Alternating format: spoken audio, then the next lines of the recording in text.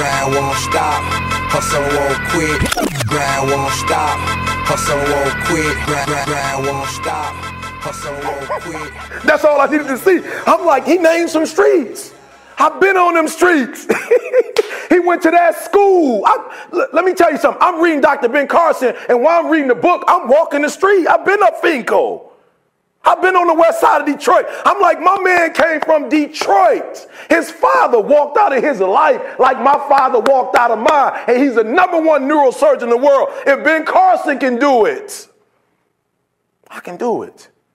I believe that's why North Carolina and Duke, those teams go to the tournament regularly, because they feel like it's what?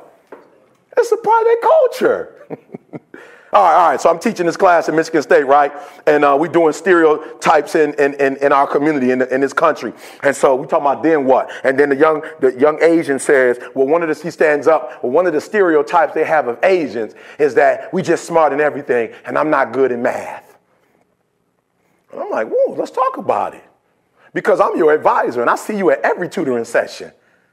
I see you putting in extra work. There's some people in this class, they're not good at math either, but I don't see that. Why are you so dedicated to it? He said, the reason why I'm so dedicated to math is because where I come from, if you don't do well academically, you shame the dynasty.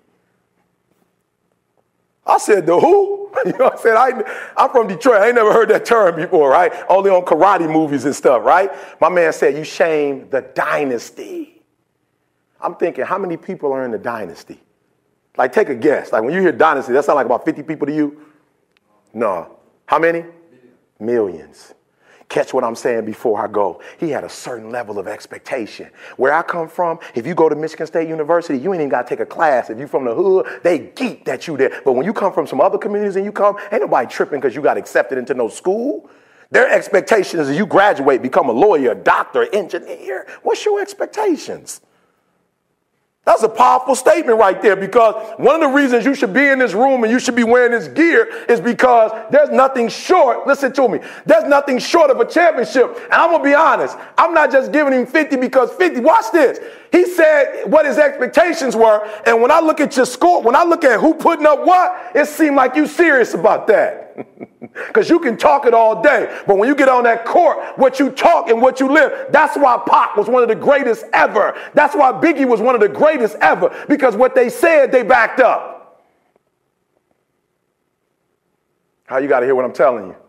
What they said, they backed up. And so y'all say y'all going to the tournament. I should be able to come out and look. The way you practice, you should be practicing like a what? You should be practicing like a what? A team that's trying to go where? Every time you get on that court, you got one thing on your mind. And what's that one thing?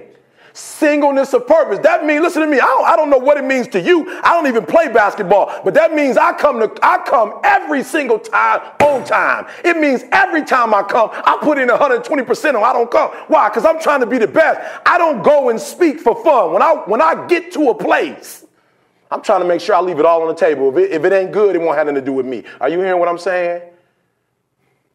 Every single time you get there, you better be so locked in on what coach is telling you to do. You heard my story about the guru. You ain't the guru. Last time I checked, none of y'all ain't the guru. You got gurus in this room, and your responsibility is to listen. You want to take your game to the next level, it ain't even about playing. You'll read it, it ain't about playing. When you get good at what you do, you spend more time practicing than you do playing. When I get to speak, they only give me 30 minutes to an hour. I can't decide. When coach says I want you to come, he might give me 30, he might give me an hour. But guess what? You can't control how long I practice. So I'm in the mirror talking to y'all before I get here.